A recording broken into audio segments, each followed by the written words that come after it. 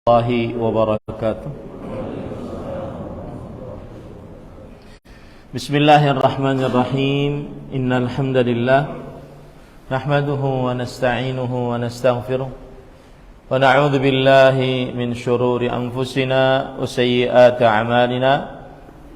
من يهده الله فلا مضل له ومن يضلل فلا هادي له. وأشهد أن لا إله إلا الله وحده لا شريك له وأشهد أن محمدا عبده ورسوله.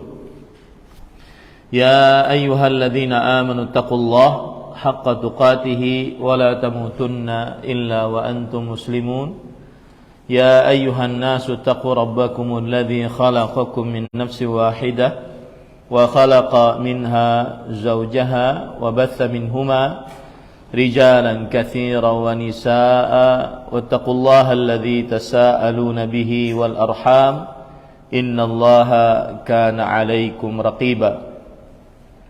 يا أيها الذين آمنوا اتقوا الله وقولوا قولا سديدا يصلح لكم أعمالكم ويغفر لكم ذنوبكم ومن يطع الله ورسوله فقد فاز فوزا عظيما. أما بعد، فإن أصدق الحديث كتاب الله وأحسن الهدي هدي محمد صلى الله عليه وعلى آله وسلم وشر الأمور محدثاتها وكل محدثة بدعة وكل بدعة ضلالة وكل ضلالة في النار. Alhamdulillah, kita bersyukur pada Allah Subhanahu wa taala pada hari ini, hari Sabtu pagi 20 Rajab 1444 Hijriah, kita dimudahkan oleh Allah Subhanahu wa taala untuk duduk bersama mengkaji kembali sebuah risalah, tulisan ringan tetapi isinya padat yang berjudul Ashru Mujibatin Najah, 10 penyelamat di dunia dan di akhirat, yang ditulis oleh Fadilatul Syekh Profesor Dr. Abdul Razak bin Abdul Muhsin Al-Badr hafizahumullahu ta'ala. Salawat dan salam semoga selalu Allah berikan kepada Nabi kita Muhammad sallallahu alaihi wa ala alihi wasallam, pada keluarga beliau, para sahabat serta orang-orang yang mengikuti beliau sampai hari kiamat kelak. Dengan nama-nama Allah yang husna dan sifat-sifatnya yang mulia, kita berdoa, Allahumma inna nas'aluka ilman nafi'an wa rizqan tayyiban wa amalan mutaqabbala. Allahumma amin. Jamaah Masjid Al-Barkah Sawah Baru Ciputat yang saya cintai karena Allah, semoga Allah Subhanahu wa taala selalu memberikan afiat kepada kita di dunia dan di akhirat. Masih kita di dalam Al-Mujibus Tsani, penyelamat di dunia dan di akhirat yang kedua, yaitu ittiba'u sunnatin Nabi sallallahu alaihi wa alihi wasallam, mengikuti ajaran Nabi Muhammad sallallahu alaihi wa alihi wasallam. Dan pada pertemuan sebelumnya kita sudah menjelaskan tentang sunnah Nabi Muhammad sallallahu alaihi wa alihi wasallam. Kemudian pada pertemuan ini kita lanjut pada halaman yang ke-19 di paragraf terakhir. Wa akhbara anna man iltazama sunnatahu fa innahu sayaridu ala haudhihi asy-syarif yaumal qiyamah. Dan Nabi Muhammad sallallahu alaihi wasallam mengabarkan bahwa siapa saja yang melazimi sunnahnya, melazimi maksudnya adalah selalu mengerjakan ajarannya selalu di atas ajaran Nabi Muhammad SAW, maka orang tersebut akan mendapatkan telaga Rasulullah SAW yang mulia pada hari kiamat, akan bisa mendatangi telaga Rasulullah SAW di hari kiamat. Dan kalau kita perhatikan tentang telaga Nabi Muhammad SAW, maka kita akan dapati pembicaraan tersebut adalah saat membicarakan tentang hari kiamat yang besar. Ada beberapa kejadian-kejadian di hari kiamat yang besar. Yang pertama yaitu al-ba'tsu wan nusyur, dibangkitkannya manusia. Kemudian setelah itu an-nafkh fis sur, lalu ditiupkan sangkakala. Kemudian al-hasyr, lalu dikumpulkan seluruh makhluk. Kemudian terjadi syafaat.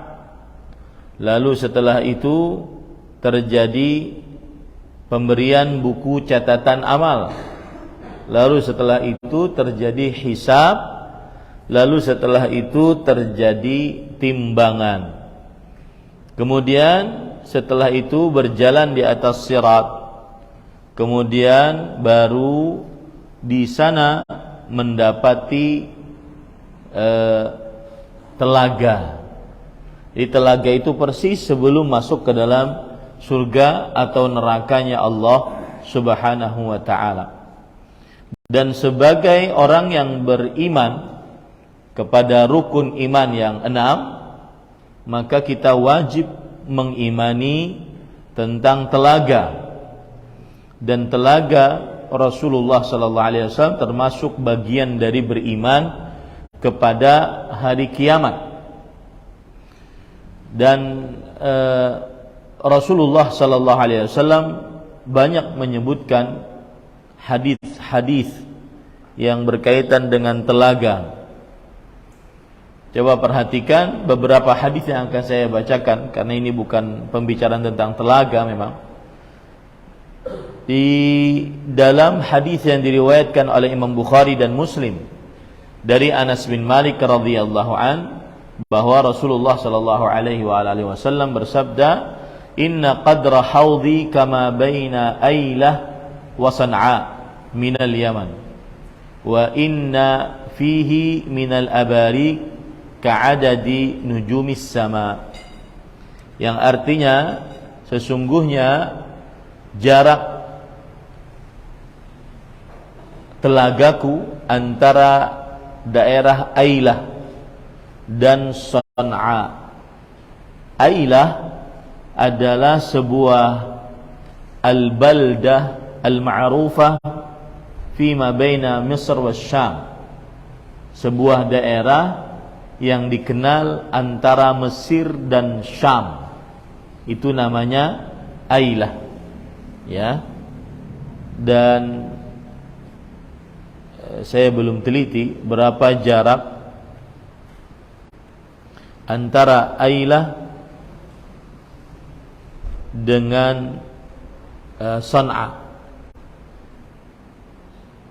sehingga kita benar-benar bisa mengetahui berapa sekarang jaraknya tersebut. Jaraknya sekitar 2.162,5 kilometer. Ya, 2.162,5 meter. Kilometer. Ya, ini para ikhwan yang dirahmati oleh Allah Subhanahu wa ta'ala. Dan sekitar 794 mil gitu ya, bahasanya pakai mil, 794 mil. Luas ya, 2000 kilometer.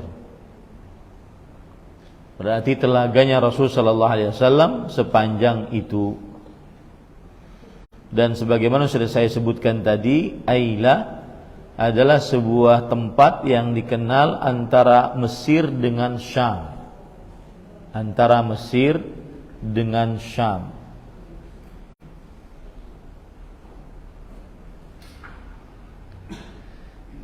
Ya, ini saya ambilkan gambar dari yang disebutkan oleh para ulama rahimahumullahu ta'ala.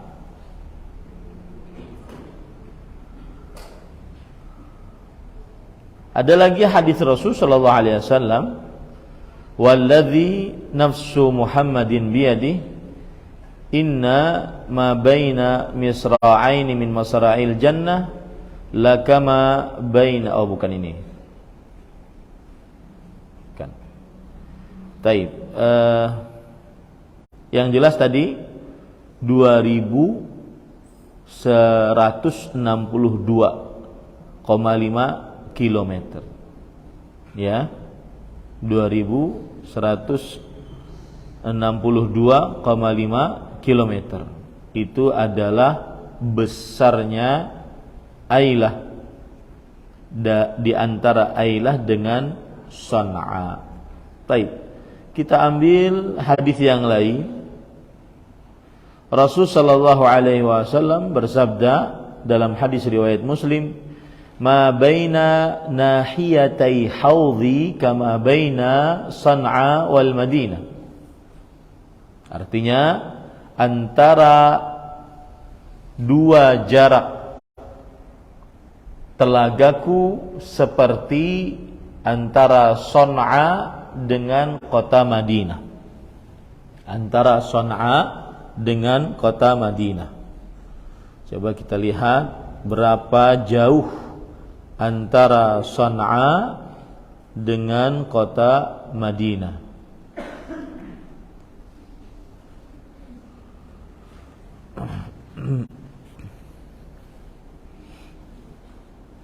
Di sini disebutkan sekitar 1431,7 kilometer. 1431,7 kilometer. Ini antara satu sisi dengan sisi lainnya. Antara satu sisi dengan sisi lainnya telaga Rasulullah sallallahu alaihi wa alihi wasallam. Hadis yang lain. Tadi belum selesai terjemahannya. Dan di dalam telaga itu terdapat abariq. Al-abariq adalah jamak daripada ibriq. Ibriq itu adalah seperti ini gambarnya, teko, ya, seperti teko-teko yang ada.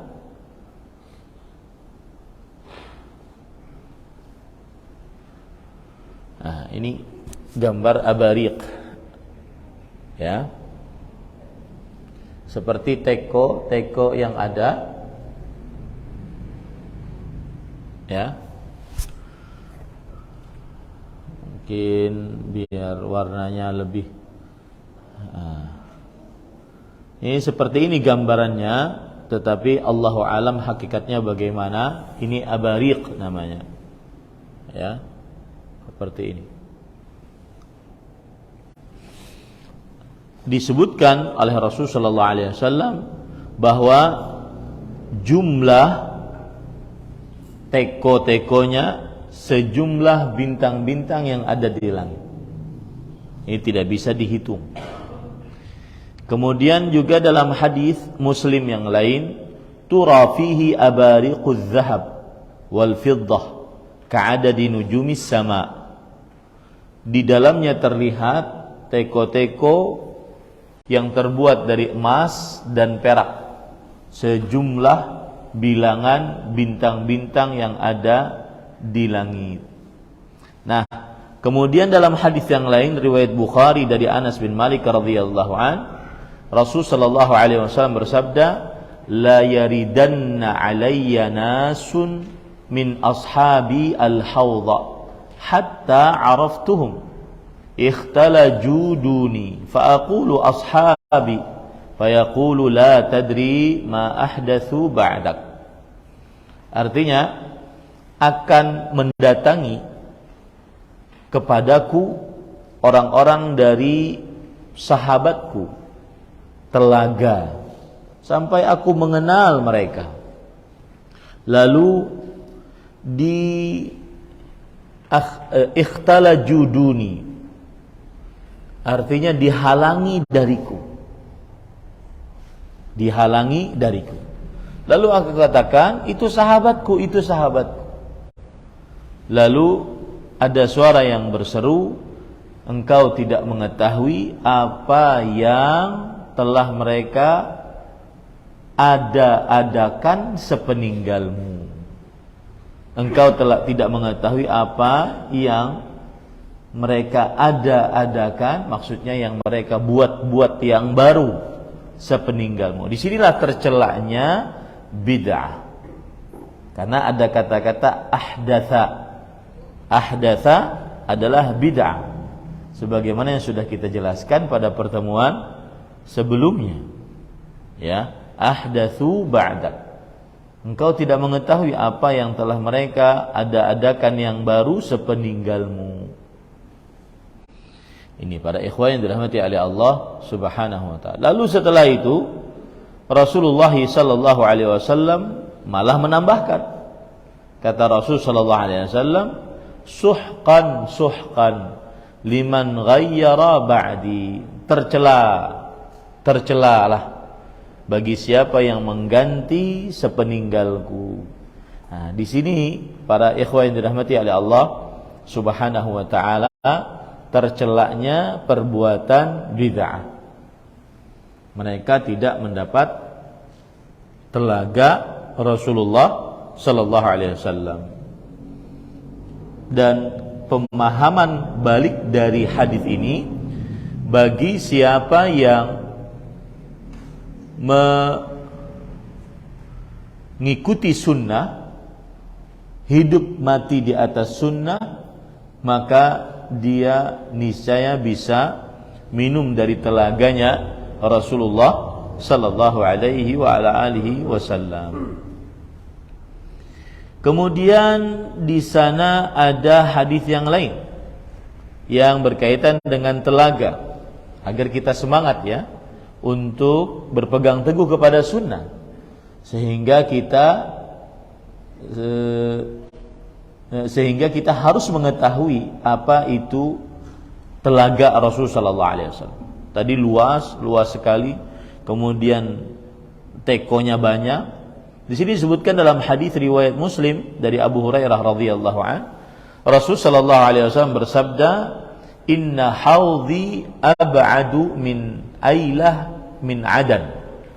Sesungguhnya telagaku lebih jauh dari Ailah sampai ke Adan. Lahuwa ashaddu bayadan minats thalj.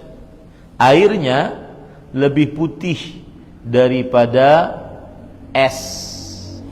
Wa ahla minal asal, dan lebih manis daripada madu.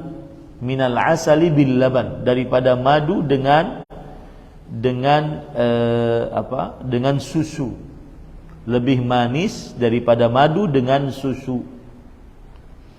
Nah, ini menunjukkan bagaimana indahnya telaganya Rasulullah sallallahu alaihi wasallam. Dalam hadis yang lain,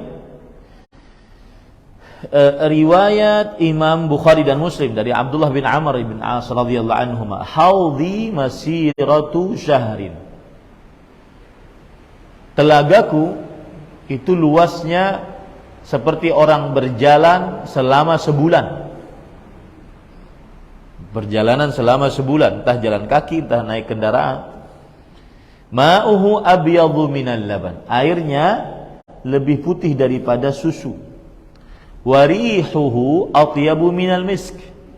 Dan airnya lebih wangi daripada minyak wangi misk. Subhanallah ya. Airnya lebih wangi daripada minyak wangi misk. Nah, ini para ikhwan yang dirahmati oleh Allah Subhanahu wa ta'ala. Kemudian yang lain lagi, ada pernah hadis saya baca, man syariba minhu lam yadhma ba'dahu abadan. Nah ini dia. Hadis riwayat Bukhari dan Muslim dari Abdullah bin Amr bin As radhiyallahu anhuma, Rasul sallallahu alaihi wasallam bersabda, man syariba minha fala yadhma'u abadan. Yang minum darinya tidak akan pernah haus selamanya. Nah, sudah berapa tuh sifat-sifatnya? Coba ada yang lengkap menyebutnya? Ada yang lengkap menyebutnya sifat-sifatnya? Saya ulangi ya. Yang pertama apa tadi? Luasnya antara dua sisinya, antara kota Ailah dengan Son'a. Satu ya. Atau antara kota Madinah dengan Son'a. Oke. Ustaz, gimana itu beda? Mungkin satu sisi Ailah dengan Son'a, sisi yang lain Madinah dengan Son'a. Jadi begitu ya. Itu satu sifatnya. Yang kedua, ada teko yang sejumlah bintang-bintang di langit. Yang ketiga, airnya lebih putih daripada susu atau es. Yang keempat, lebih manis daripada madu atau madu dengan susu. Ya, coba antum campur madu sama susu, manis banget. Nah, itu lebih manis daripada itu. Kemudian yang kelima, siapa yang wangi, yang kelima. Lebih wangi daripada minyak wangi misik. Minyak wangi misik itu apa, Ustaz? Minyak wangi misik itu adalah minyak wangi yang paling wangi di tanah Arab.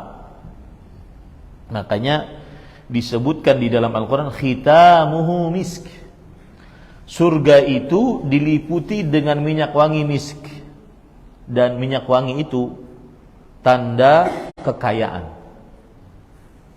Orang kaya tapi nggak wangi, nggak kaya tuh. Ya.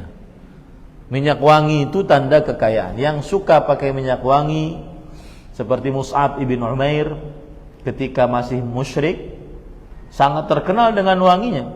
Antum tahu Masjidil Haram, kalau itu luas, kalau beliau masuk satu Masjidil Haram mencium baunya.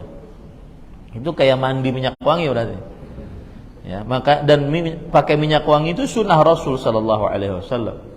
Dan itu tanda kekayaan. Ya, tanda kekayaan. Makanya yang wangi-wangi dia berarti kaya karena mewangi tubuhnya. Itu tanda kekayaan. Dan Allah berfirman khitamuhu misk. Artinya surga itu diliputi dengan minyak wangi misk. Minyak wangi yang paling wangi di tanah Arab. Kemudian yang terakhir, siapa yang meminumnya tidak akan haus selamanya. Ya, siapa yang minumnya tidak akan haus selamanya. Haus itu salah satu rendahnya dunia. Haus itu salah satu jeleknya dunia. Tidak haus itu salah satu nikmat yang lebih indah daripada dunia. Makanya di akhirat tidak ada haus, tidak ada lapar. Ini yang akan saya kaji nanti jam 10 di Babus Salam. Taib, para ikhwan yang dirahmati oleh Allah Subhanahu wa taala. Nah, itu dia ya. Jadi Rasulullah SAW mengabarkan siapa saja yang melazimi ajarannya, maka dia akan mendatangi telaga beliau yang mulia pada hari kiamat dan minum darinya. Wa amma man baddala sunnatahu, adapun siapa saja yang mengganti ajarannya, wasta'adha anha bil bid'ah, dan menggantinya dengan perbuatan bid'ah. Fa innahu sayudadu wa yub'adu an haudhihi. Sesungguhnya dia akan dilarang dan dijauhkan dari telaga Rasulullah sallallahu alaihi wasallam. Yuqalu lin nabi sallallahu alaihi wasallam, innaka la tadri ma ahdatsu ba'dak. Dikatakan kepada Nabi Muhammad sallallahu alaihi wasallam, sesungguhnya engkau tidak mengetahui apa yang mereka adakan yang baru sepeninggal engkau. Fa'aqul suhqan liman ghayyara ba'di. Maka kemudian Rasulullah SAW bersabda, celakalah bagi siapa yang mengganti setelahku. Nah, di sini ada masalah dari tadi. Antum ada yang tersirat enggak masalahnya? Apa itu?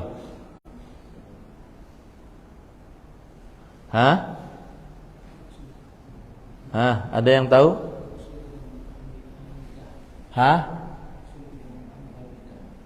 Enggak.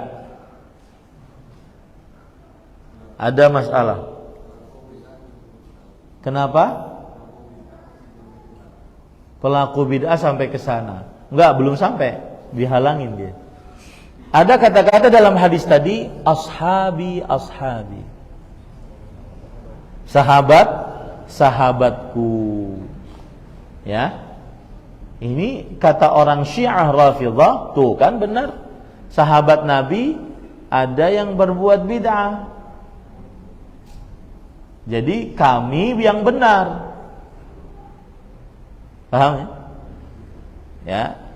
Kemudian Rasul sallallahu alaihi wasallam dikatakan kepada beliau, innaka la tadri ma ahdatsu ba'dak.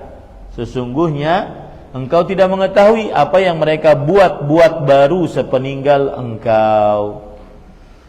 Para ikhwah yang dirahmati oleh Allah Subhanahu wa taala, para ulama pensyarah hadis sudah menjelaskan akan hal ini. Antum tulis dulu masalahnya.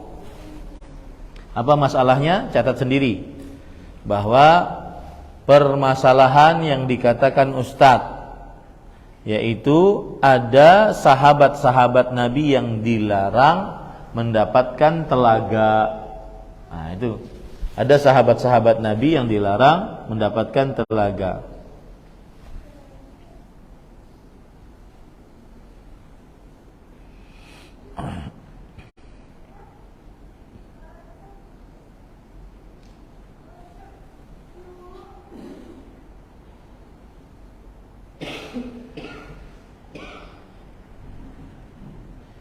Saya bacakan sekarang jawabannya yang dikatakan oleh Imam Nawawi. Ya, di dalam kitab beliau Al-Minhaj Syarah Nawawi ala Sahih Muslim. Ada beberapa pendapat para ulama ketika menjelaskan lafaz ini, bahwa ada sahabat Nabi yang dilarang untuk mendapatkan telaganya Rasulullah, air telaganya Rasulullah SAW. Ahaduhuma annal murada bihil munafiqun wal murtaddun. Nah, yang pertama yang dimaksud dengan sahabat Nabi di sini adalah orang-orang munafik dan orang-orang yang murtad sepeninggal Rasulullah sallallahu alaihi wasallam. Oke, di zaman Rasul sallallahu alaihi wasallam dia sahabat. Tapi setelah wafatnya Rasul sallallahu alaihi wasallam dia murtad. Nah, gitu ya.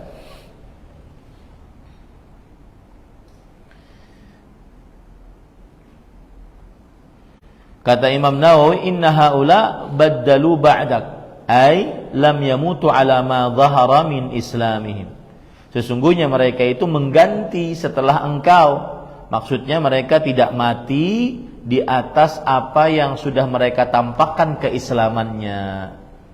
Ya, mereka nampakkan keislamannya. Ternyata Allah lebih mengetahui apa isi hati seseorang. Yang jelas ini kelompok pertama. Yang dimaksud sahabat tadi siapa? Orang-orang munafik dan orang-orang murtad sepeninggal Rasulullah sallallahu alaihi wasallam. Yang kedua, watsani anna al-murada man kana fi zamanin Nabi sallallahu alaihi wasallam thumma irtadda ba'dahu fayunadihim an-nabi sallallahu alaihi wasallam wa illam yakun alaihim simal wudu lamma kana ya'rifuhu sallallahu alaihi wasallam fi hayatihi min islami fa yuqalu irtaddu ba'da. Ini hampir sama dengan yang pertama tetapi lebih jelas penjelasannya bahwa sahabat yang dimaksud di sini adalah orang-orang yang di zaman Nabi Muhammad SAW dia beriman, lalu setelah itu dia murtad. Setelah wafat Rasul SAW dia murtad, maka nanti di akhirat dipanggil oleh Rasul SAW. Dipanggil, ya. Kenapa? Karena Rasul SAW mengenal dia saat Rasul SAW masih hidup, dipanggil. Ternyata dikatakan kepada dia, kepada Rasul SAW, irtaddu ba'dak. Mereka murtad sepeninggal engkau. Jadi ada pemanggilan bahkan orang itu. Karena Rasul SAW selama hidupnya mengetahui orang itu masuk Islam. Ternyata setelah wafatnya Rasul SAW orang tersebut murtad. Ini yang kedua. Jadi hampir sama dengan yang pertama. Yang ketiga, annal murada ashabul ma'asi al-kabair alladzina matu ala tauhid wa ashabul bid'ah alladzina lam yukhriju bi bid'atihim anil Islam. Nah, ini yang ketiga. Bahwa yang dimaksud adalah pelaku dosa besar dan juga pelaku bid'ah. Yang bid'ahnya itu tidak mengeluarkan mereka dari Islam. Nah, bid'ah-bid'ah yang tidak mengeluarkan dari Islam. Bid'ah-bid'ah yang tidak kesyirikan, tidak kekufuran. Kan bid'ah itu ada yang mufassiqah, mukaffirah, ada yang athimah. Ada bid'ah yang pelaku dosa, oke, karena dia melakukan bid'ah. Ada yang bid'ah kalau dikerjakan menjadikan orang fasik. Ada yang bid'ah kalau dikerjakan menjadikan orang musyrik kafir. Nah itu. Seperti bid'ah mengatakan bahwa Ali bin Abi Thalib radhiyallahu anhu adalah Tuhan. Ini bid'ah mukaffirah. Ini bid'ah yang mengkafirkan.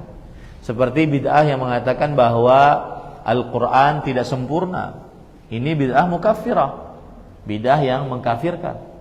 Seperti mengatakan bahwa Abu Bakar dan Umar radhiyallahu anhuma di dalam neraka. Ini bid'ah mukaffirah karena mendustakan Al-Quran, mendustakan hadis Rasul sallallahu alaihi wasallam. Bisa dipahami ini? Taib. Itu yang ketiga, ya, para ikhwan dirahmati oleh Allah Subhanahu wa taala. Wa ala hadzal qaul la yuqta li haula'i alladziina yuzaduna bin nar, bal yajuzu an yuzadu 'uqubatan lahum thumma yarhamuhumullah Subhanahu wa taala fa yadkhiluhumul jannah bighairi 'adzab. Kata Imam An-Nawawi rahimahullah, maka menurut pendapat yang ketiga ini tidak dipastikan bahwa orang-orang tersebut yang terlarang mendapatkan telaganya Rasul sallallahu alaihi wasallam pasti neraka, enggak mesti. Bisa saja Allah mengampuninya. Ya, bisa saja Allah mengampuninya. Mungkin dia punya ibadah-ibadah lain yang bid'ahnya terhapus dengan ibadah tersebut. Dosa bid'ahnya terhapus dengan ibadah tersebut. Ya. Akhirnya Allah memasukkan dia ke dalam surga. Bisa saja seperti itu. Tetapi bukan berarti kita bermudah-mudah mengerjakan perbuatan bid'ah. Ya, karena kita tidak tahu apakah diampuni atau oleh Allah Subhanahu wa taala atau tidak. Paham ini? Nah. Jadi, para ikhwan yang dirahmati oleh Allah Subhanahu wa taala,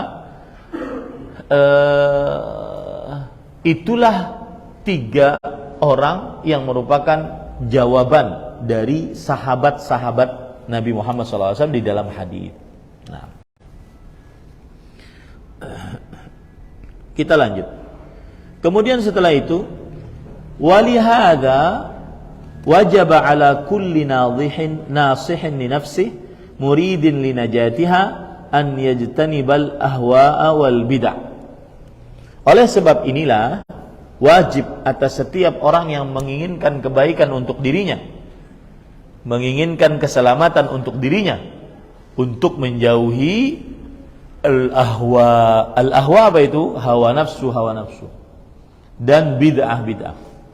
Wa an yalzama sunnata fi jami'i umurihi ala ma fahimahu as-sahabatul abrar dan hendaklah dia melazimi selalu di atas sunnah di dalam seluruh perkaranya, atas apa yang dipahami oleh para sahabat Nabi radhiyallahu anhum yang mulia. Wa an Abdullah bin Amr radhiyallahu anhu qala Rasulullah sallallahu alaihi wasallam, inna bani Israila tafarraqat ala 72 millah wa taftariqu ummati ala 73 millah kulluhum finnar illa millatan wahidah. Qalu wa man hiya ya Rasulullah? Qala ma ana alaihi wa ashabi.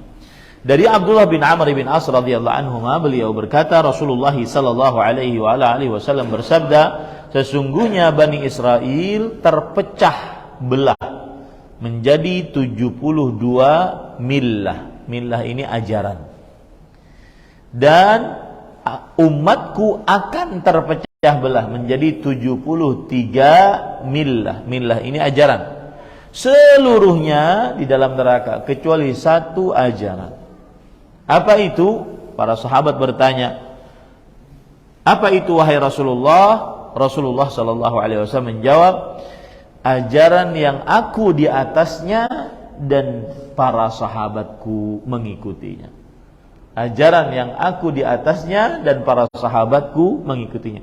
Berdasarkan hadis ini bahwa siapa yang ingin selamat masuk ke dalam surga, hendaklah dia mengikuti ajaran Rasul sallallahu alaihi wasallam dengan memahami dan mengamalkan ajaran tersebut berdasarkan yang dipahami dan diamalkan oleh para salafus saleh.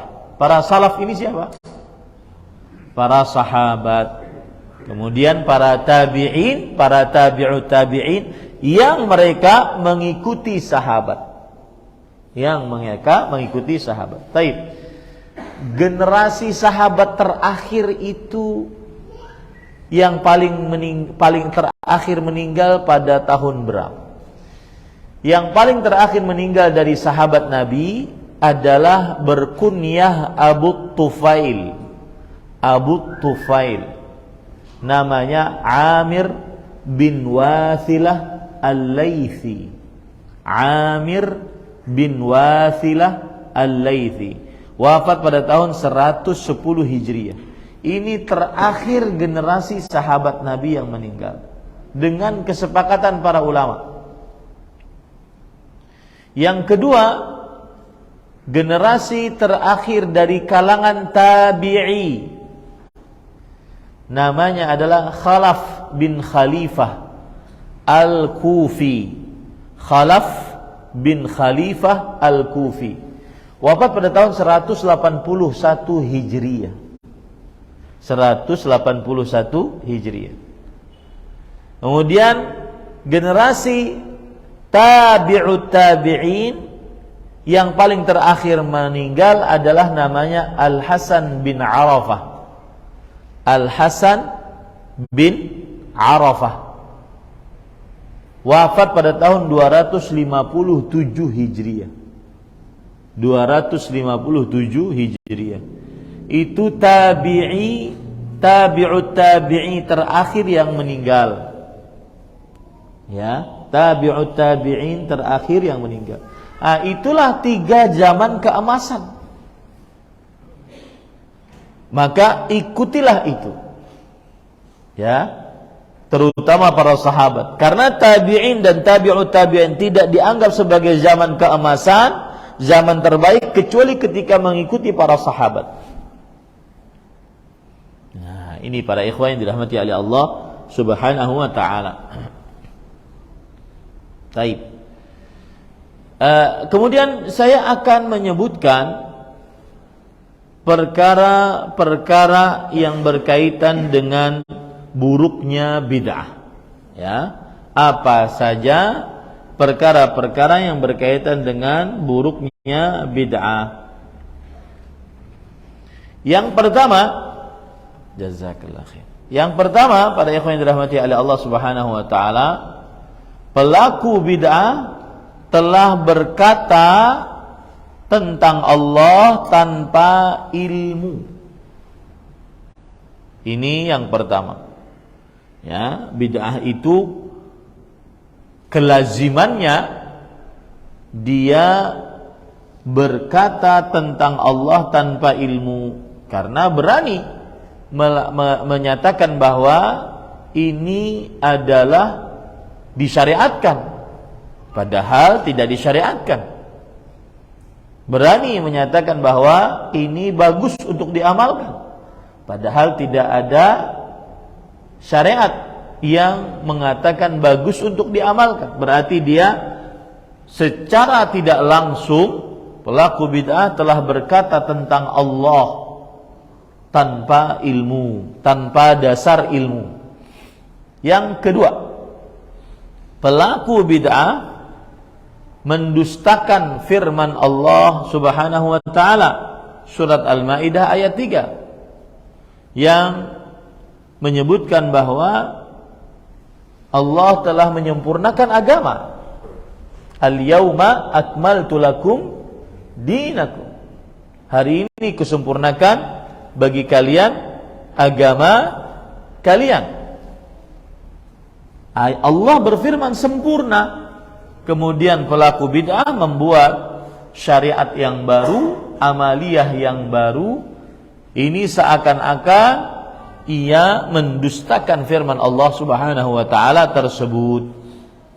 Yang ketiga, pelaku bid'ah mencela syariat Islam. Kenapa? Karena secara tidak langsung dia mengatakan ini syariat kurang dan disempurnakan oleh bid'ahnya. Syariat kurang, salawat ini kurang, maka ada salawat-salawat baru, apalagi salawat gaya-gaya baru, ya, dan seterusnya.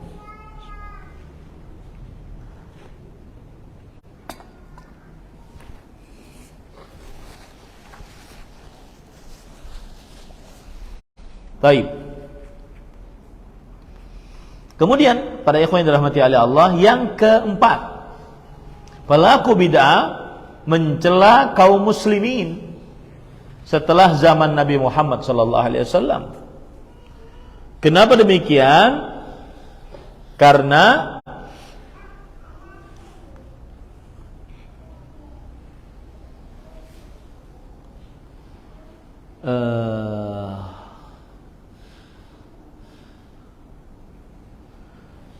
kenapa?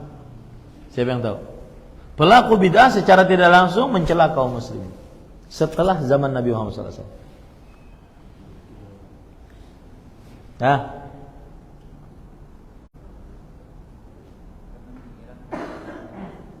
karena mengira mereka itu tidak mengetahui. Ada yang bisa menjelaskan? Jawaban beliau betul. Saya tahu maksud jawaban beliau. Ada yang bisa menjelaskan lebih?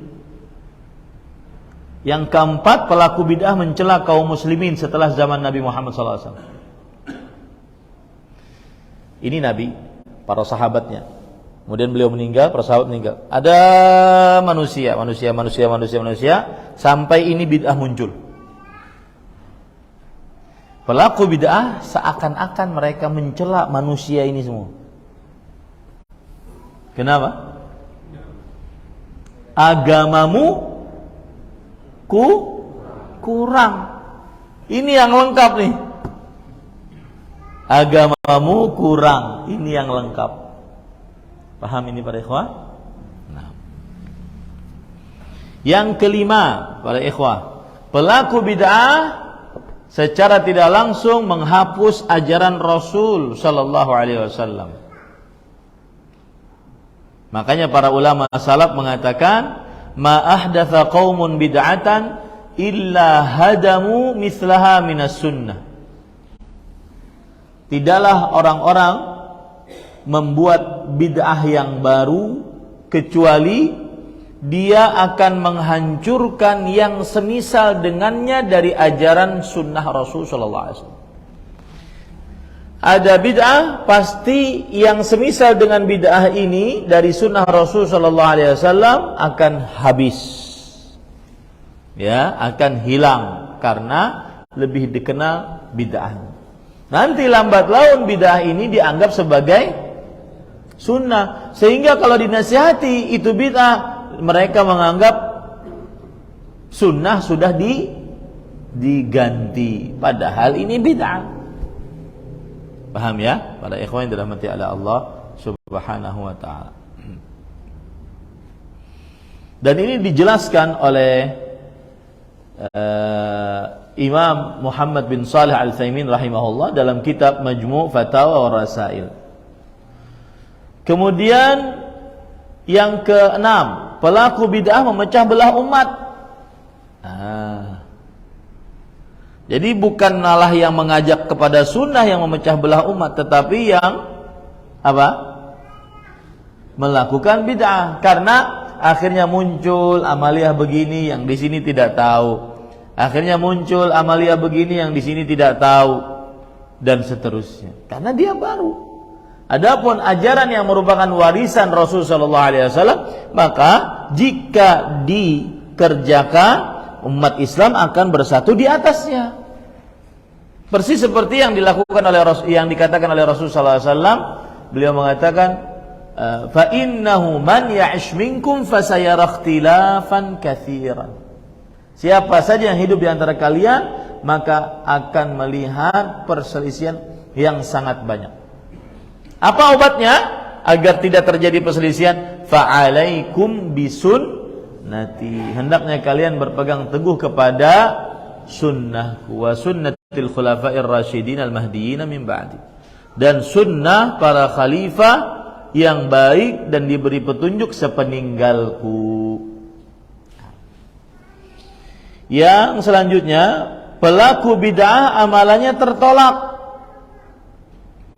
Pelaku bid'ah amalannya tertolak. Hadis yang sering dilecehkan oleh sebagian orang yang melakukan bid'ah.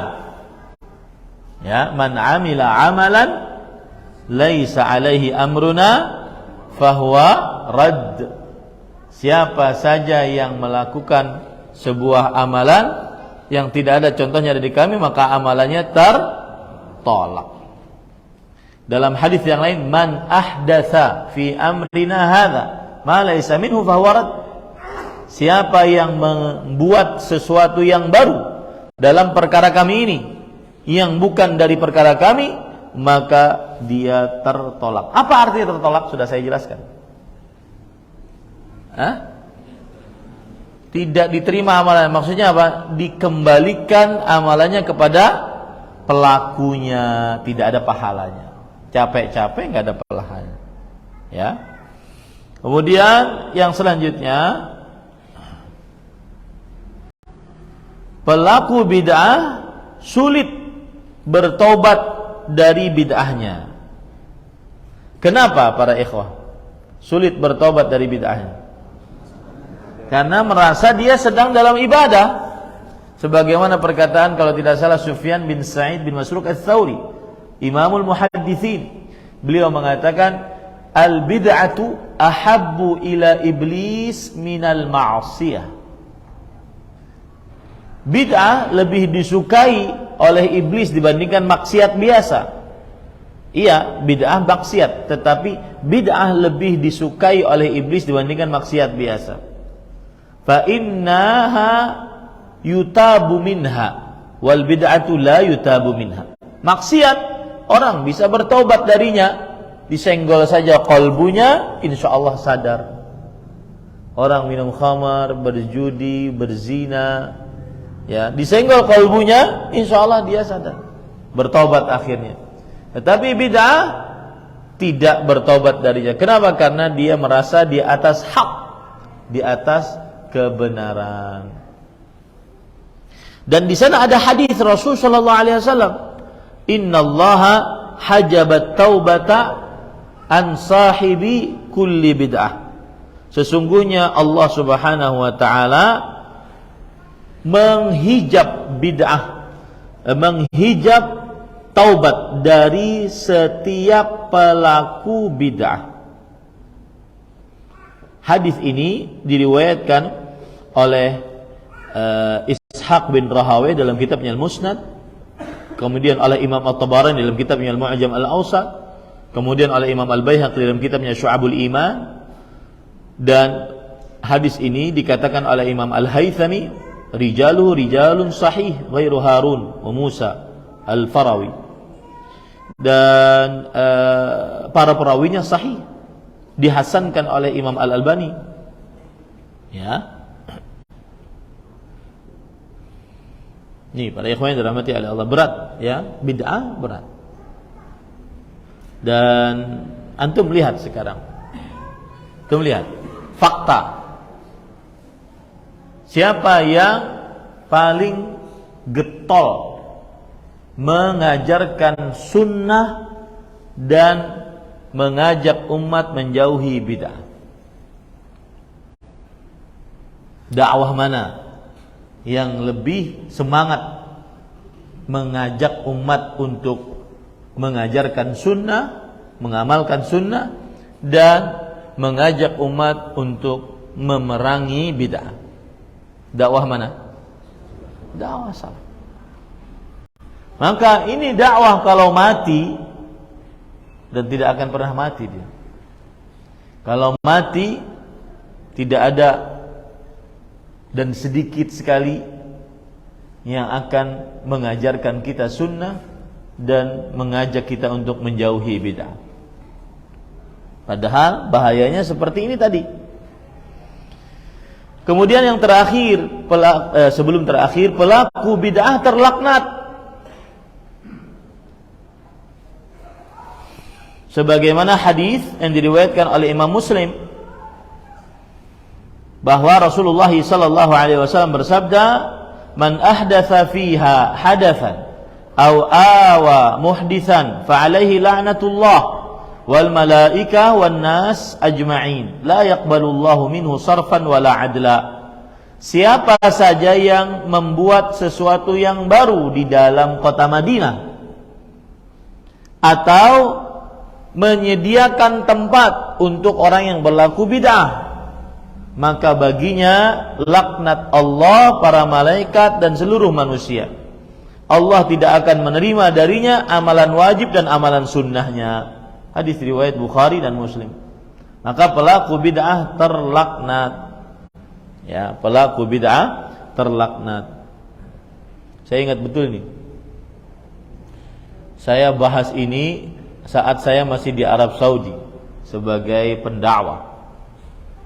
Itu tahun-tahun antara 2006, 2007 sampai 2013. Saya bahas ini.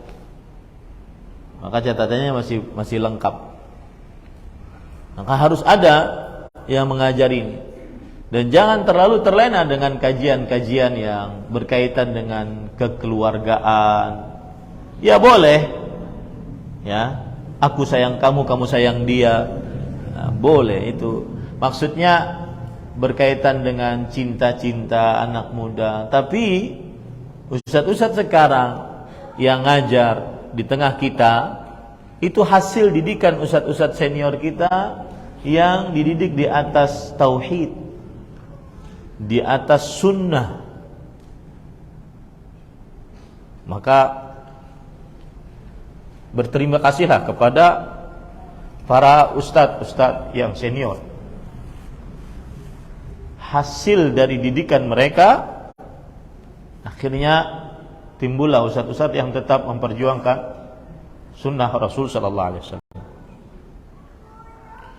Dan jangan pernah bosan membahas ini, karena ini termasuk daripada syahadat yang kedua, asyhadu anna Muhammadan Rasulullah. Nah, ustadz-ustadz senior kita dahulu tidak semudah sekarang berdakwah. Tidak semudah sekarang berdakwah. Sekarang berdakwah sangat mudah. Maka pantas mereka untuk didoakan.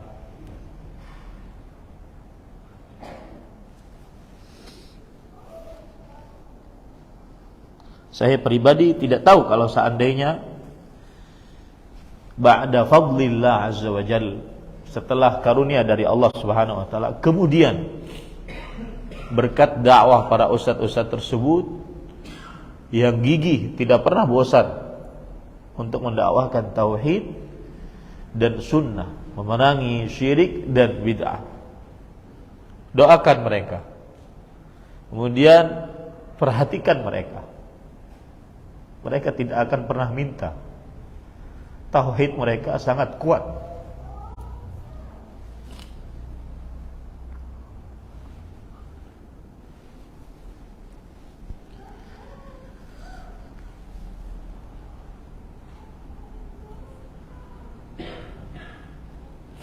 Baik, ini selesai. Kemudian setelah itu penulis membawakan perkataan was-sabilu li tahqiqi hadzal ittiba' huwa bil ijtihad fi tahsil al-ilmi syar'i al-mabni 'ala al-kitabi was sunnah. Dan jalan untuk merealisasikan pengikutan kita terhadap sunnah adalah bersungguh-sungguh untuk mendapatkan ilmu syar'i yang dibangun di atas Al-Quran dan Sunnah. Dan sampai sekarang dakwah para ustaz-ustaz senior kita tidak pernah berubah. Selalu seperti itu. Karena dengan itulah mereka yakin. Mereka yakin dengan itulah menghasilkan umat Islam yang tangguh di atas untuk menghadapi fitnah, syubhat dan syahwat terutama di zaman sekarang. Rahimahumullah man mata minhu wa hafizahum man 'asha ba'du. Semoga Allah merahmati yang sudah meninggal dan menjaga ustaz-ustaz senior kita yang masih hidup. Dan diperhatikan mereka. Diperhatikan mereka. Hatta ya'budal muslimu rabbahu ala basirah wa ala wifqi hadi nabiyina al-amin sallallahu alaihi wasallam. Sampai akhirnya seorang muslim beribadah kepada Rabbnya di atas basirah, ilmu pengetahuan, dan sesuai dengan petunjuk Nabi kita yang amanah Muhammad sallallahu alaihi wa ala alihi wasallam. Apalagi kalau udah urusan mengajar dengan keikhlasan, tidak pamrih sedikit pun, mereka jagonya. Kita yang muda-muda ini, Allah lebih tahu niatnya. Allah musta'an.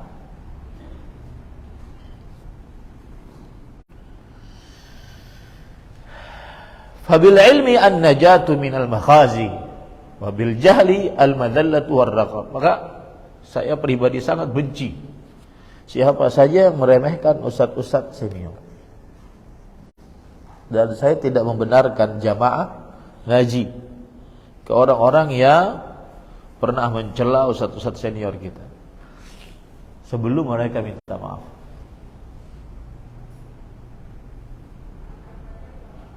Apalagi mencela para masyayikh. La abadan. Ilmu tidak akan berkah sepintar apapun orang. Tidak akan berkah dengan orang yang tidak baik terhadap seorang guru.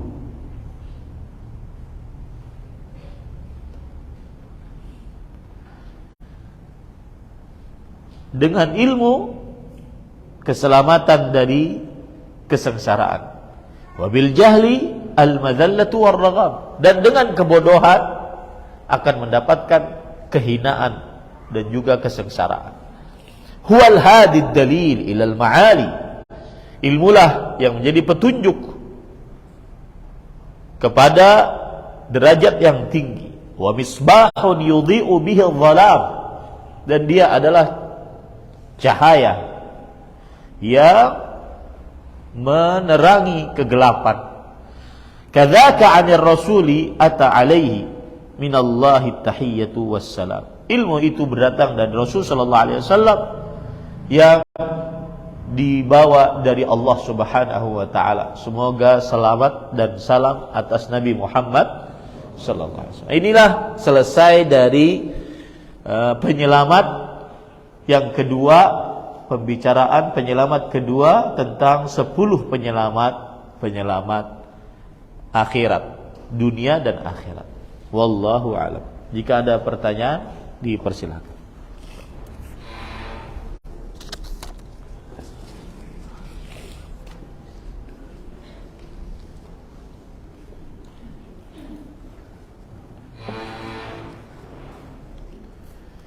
Apakah tabi'in dan tabi'ut tabi'in tersebut juga seorang ulama yang kami juga patut pelajari? Saya belum baca biografi beliau. Cuma saya lihat dari tulisan-tulisan para ulama, siapa terakhir sahabat yang meninggal, terakhir dari kalangan tabi'in yang meninggal, terakhir dari kalangan tabi'ut tabi'in yang meninggal. Apakah mereka ulama? Juga Allahu a'lam. Bagaimana yang mereka bukan ahli agama atau malah merupakan sahabat yang melakukan bid'ah? Bagaimana cara kita tahu menentukan sahabat yang tahu bid'ah atau tidak? Para sahabat Nabi jauh dari perbuatan bid'ah.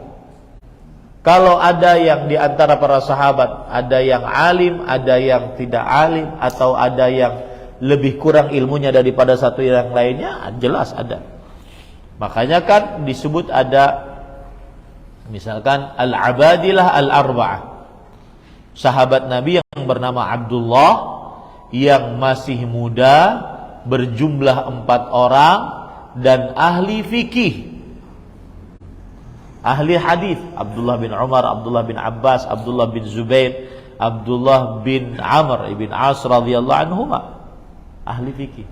Jadi perbedaan tingkatan keilmuan di antara mereka ada. Ya, ada. Tetapi sampai mereka melakukan perbuatan bid'ah tidak ada. Dan itu pencelaan terhadap sahabat. Seperti ada orang yang ingin membantah bahwa kullu bid'atin dhalalah. Itu kan hadis Rasul sallallahu alaihi wasallam. Setiap bid'ah adalah sesat. Dia ingin bantah hadis ini, bahwa ada bid'ah yang baik, dengan kemudian mengambil contoh yang sangat aneh, bahwa ada sahabat yang mengamalkan amalan yang belum disetujui oleh Rasul sallallahu alaihi wasallam. Berarti sahabat itu beristihad melakukan bid'ah. Lihat. Hadis nabinya sudah dia ingin bantah, kemudian mencontohkannya dengan sahabat. Ya, maka jawabannya mudah. Anda mengatakan ada bid'ah hasanah, kami mengatakan kullu bid'atin dhalalah. Dan itu hadis Rasul sallallahu alaihi wasallam. Setelah ini saya bisa jawab syubhat Anda, tidak bisa jawab syubhat Anda, bukan urusan. Yang penting Rasul SAW bersabda, kullu bid'atin dhalalah.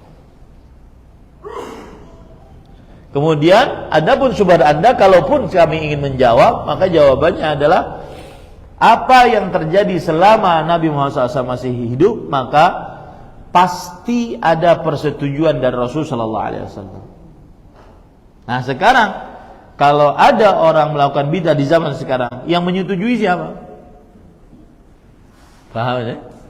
Wallahu a'lam. Nah, tapi susah tadi nasihatinnya. Ya, sebagaimana sudah kita sebutkan tadi, susah nasihatinnya. Kenapa? Karena mereka menganggap berada di atas kebenaran. Apakah orang-orang munafik melalui sirat? Bukankah cahaya mereka telah padam sebelum melewatinya? Jawabannya, semua orang akan melewati sirat, bahkan para nabi. Kenapa? Karena Allah berfirman dalam Al-Quran, wa in minkum illa waliduha kana ala rabbika hatman maqdiyya. Tidak ada di antara kalian kecuali Allah Subhanahu wa taala kecuali akan melewatinya. Kecuali akan melewatinya. Itu adalah sudah ketetapan dari Allah Subhanahu wa taala. Ya, pasti akan melewatinya. Itu disebutkan oleh Allah kalau tidak salah dalam surat Maryam. Ya, surat Maryam ayat 70-71. Tsumma nunajjil ladzina taqaw. Kemudian kami selamatkan yang bertakwa. Wa nadzaru dzalimina fiha jithiyya. Dan kami biarkan orang-orang yang zalim bertekuk lutut di situ. Jadi kita pasti mendatangi sirat dan melewatinya, tapi selamat darinya belum pasti. Kita sudah pasti dikabarkan pasti melewatinya, tetapi bisakah selamat melewatinya? Belum pasti. Wallahu a'lam. Bolehkah kita menyumbang kepada masjid bid'ah? Ada nama masjid bid'ah? Maka jawabannya mungkin maksudnya adalah masjid yang di dalamnya melakukan perbuatan bid'ah. Maka jawabannya para ikhwan yang dirahmati oleh Allah, asal hukumnya adalah at-ta'awun 'alal birri wat taqwa, bertolong menolong di dalam kebaikan dan ketakwaan. Ya, wallahu a'lam. Bolehkah tilawah Al-Qur'an tanpa wudu? Boleh kalau dari hafalan. Adapun kalau memegang mushaf maka wajib dalam keadaan bersuci. Rasul sallallahu alaihi wasallam bersabda, la yamassu hadzal qur'ana illa tahir. Tidak ada yang mengusap mushaf ini kecuali orang yang suci. Allah Subhanahu wa taala berfirman, la yamassu illa al-mutahharun. Tidak ada yang memegangnya kecuali orang-orang yang suci. Allahu a'lam. Bila salat tahajud mana yang lebih baik, 9 rakaat surat panjang atau 11 rakaat surat yang pendek? Yang mana saja. Faqra' ma tayassara minal Qur'an. Bacalah yang mudah dari Al-Qur'an. Yang paling utama adalah ikhlas, kemudian istiqamah. Ya. Wallahu a'lam.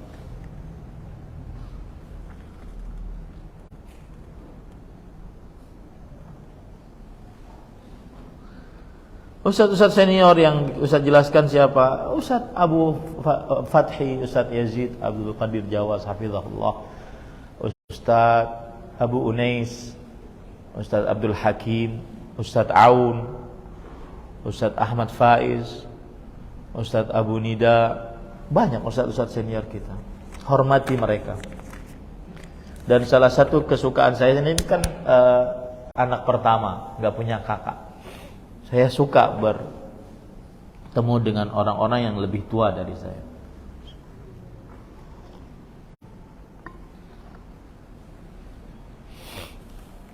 Apakah ada bid'ah dalam masalah akidah? Contohnya seperti apa? Jawabannya, iya ada bid'ah dalam masalah akidah. Seperti yang saya sebutkan tadi. Ada yang mengaku Ali bin Abi Thalib sebagai Tuhan. Ada yang mengaku Al-Quran kurang, ada yang mengaku Jibril salah menyampaikan wahyu aturan kepada Ali bin Abi Thalib, tapi kepada Nabi Muhammad sallallahu alaihi wasallam Jibril salah. Coba bayangkan, ente pendusta bohong. Ya. Padahal Allah menyebutkan Ar-Ruhul Amin, ruh yang penuh dengan amanah. Tentunya yang amanah menyampaikan kepada yang benar-benar dititipi untuk disampaikan. Allahu a'lam. Jika selesai salam dari salat fardu qaddarallah, ada panggilan ke belakang, buang air besar. Lumayan bisa 5 sampai 10 menit. Apakah masih bisa diteruskan zikir setelah salatnya? Jawabannya adalah zikir setelah salat bisa dilanjutkan setelah buang air besar. Akan tetapi tidak melanjutkan juga tidak mengapa. Ya, wallahu a'lam. Apakah orang yang bilang semua agama itu sama bisa mengeluarkan seseorang dari Islam? Iya, bisa mengeluarkan seseorang dari agama Islam. Kenapa? Karena dia menyelisih Al-Quran. Inna ad-dina 'indallahil Islam. Sesungguhnya agama yang paling diridhoi oleh Allah adalah Islam.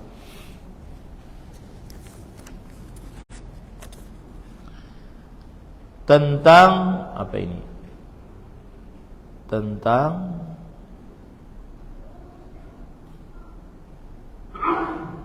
siapa yang nanya? Tentang tadarusan.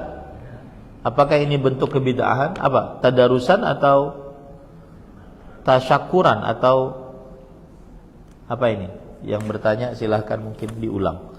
Bolehkah menjamak salat tanpa uzur? Adakah dalil Rasul sallallahu alaihi wasallam pernah melakukannya? Jawabannya adalah enggak. Jamak salat harus ada dengan uzur. Ya, dalam hadis Abdullah bin Abbas, hadis Abdullah bin Umar, beliau tidak menjamak kecuali karena hujan, karena sakit, karena ada uzur. Ya, tidak boleh menjamak kecuali ada uzur syar'i. Kenapa demikian? Karena Allah berfirman, "Innas salata kanat 'alal mu'minina kitaban mawquta." Sesungguhnya Allah telah menentukan salat pada waktu-waktu yang telah ditentukan. Orang yang menjamak salat berarti dia termasuk yang tidak tepat waktunya. Wallahu a'lam.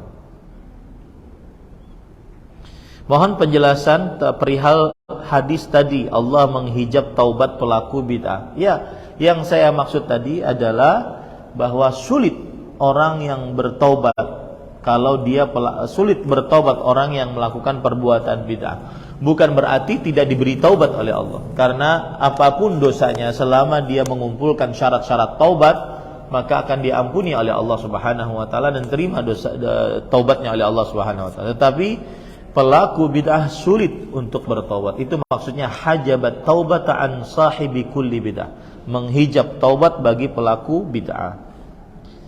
Wallahu a'lam. Apabila kita di perjalanan dan untuk sholat sesuai waktu rada kesulitan, bolehkah menjamak? Nah, ini termasuk daripada keadaan yang diperbolehkan untuk menjamak. Wallahu a'lam. Bagaimana menasihati keluarga yang melakukan bid'ah? Jawabannya adalah kenalkan 2 kalimat syahadat. Pelan-pelan. Sesuai dengan dalil-dalilnya. Jadi antum tuh kalau ingin berdakwah harus punya komposisi yang ingin didakwahkan dulu. 2 kalimat syahadat misalkan. Apa dulu maknanya? Kemudian makna yang benar dari 2 kalimat syahadat. Kemudian apa konsekuensi dari 2 kalimat syahadat beserta dalil-dalilnya. Kemudian apa pembatal 2 kalimat syahadat.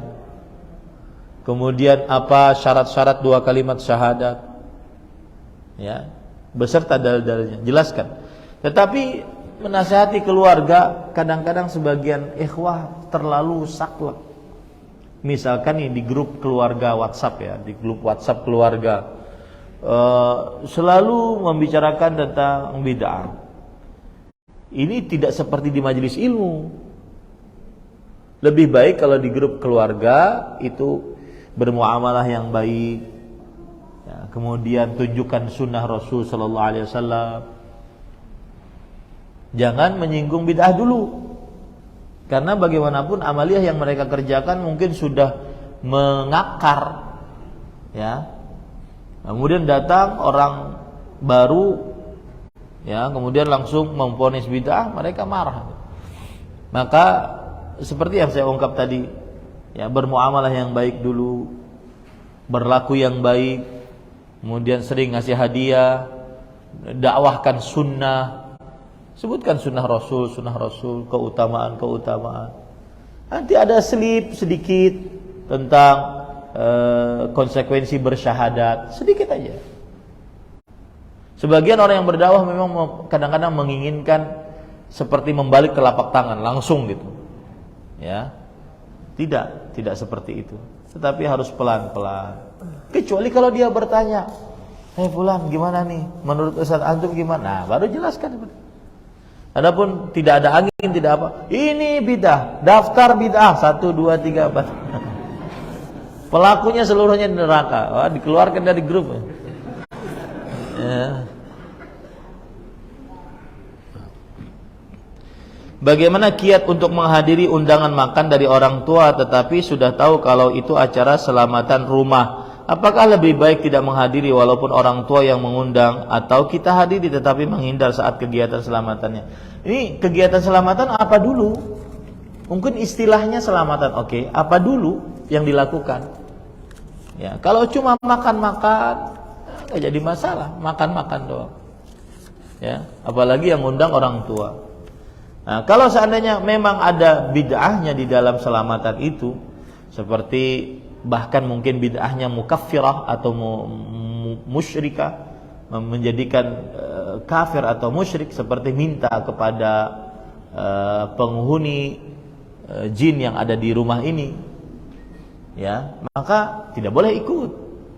Tetapi datang ke rumah orang tua untuk bersilaturahim kepada orang tua, tetapi perbuatan itu tidak ikut, ya.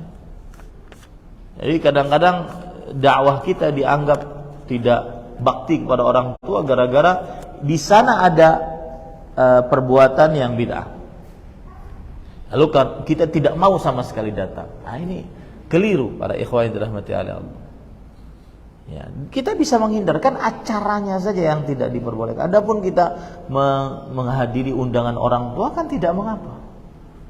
Jadi jangan terlalu frontal gitu. Frontal dengan apa yang terjadi di tengah masyarakat. Ya.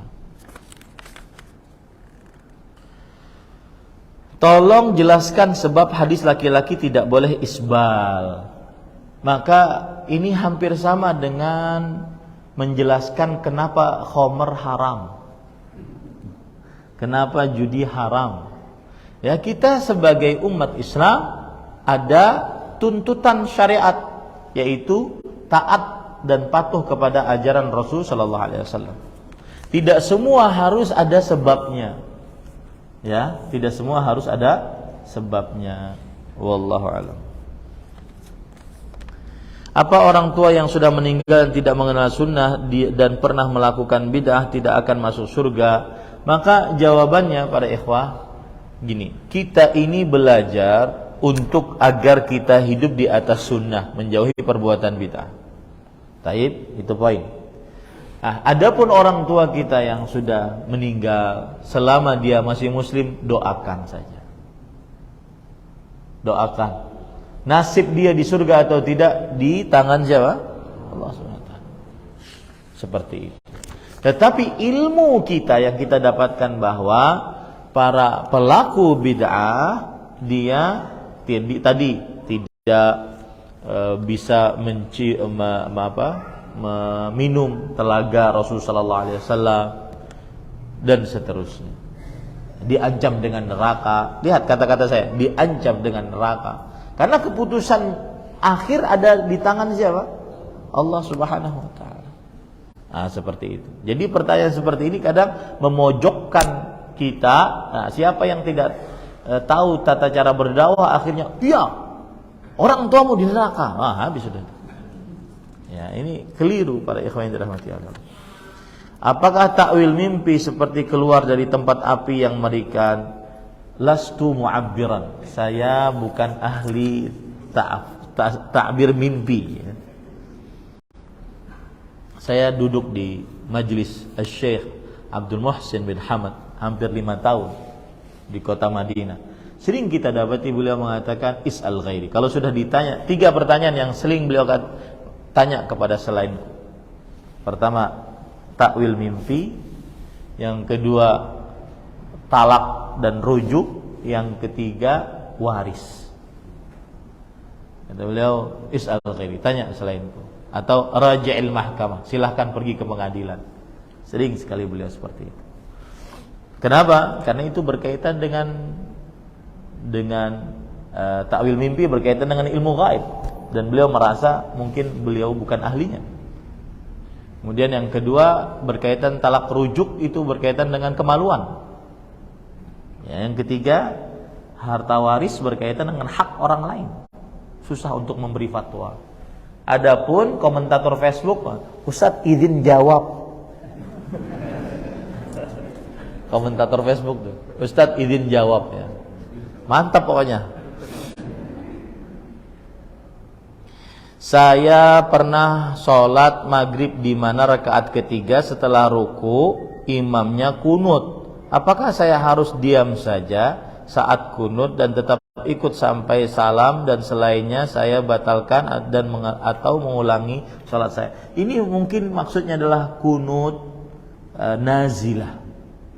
Kunut nazilah itu apabila kita ingin mendoakan kaum muslimin yang sedang kesulitan. Mungkin seperti sekarang di Suriah, di Turki, kita ingin kunut nazilah.